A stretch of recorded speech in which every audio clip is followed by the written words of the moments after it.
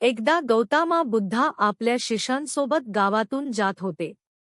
रस्त्यात एक खूप रागीट माणूस बुद्धांच्या जवळ आला. तो माणूस बुद्धांना खूप वाईट बोलू लागला, अपमान करू लागला. पण बुद्ध शांत उभे होते.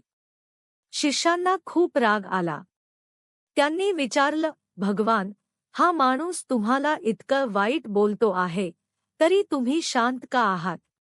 बुद्ध हसले आणि म्हणाले, जर एखादा माणूस तुम्हाला भेट देतो आणि तुम्ही ती भेट स्वीकारली नाही, तर ती भेट कोणाकडे राहते?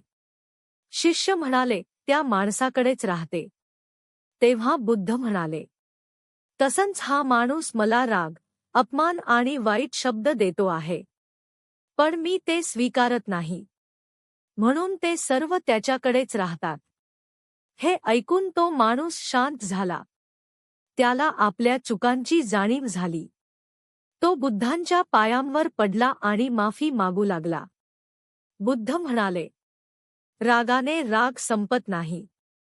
राग प्रेमानेच संपतो. मित्रांनो, आपल्या आयुष्यातही बरेच लोक आपल्याला वाईट बोलतात, अपमान करतात. पण जर आपण प्रत्येक गोष्टीवर रागावलो, तर आपलं मन कधीच शांत राहणार नाही. म्हणून गौतम बुद्ध यांचा हा संदेश लक्षात ठेवा.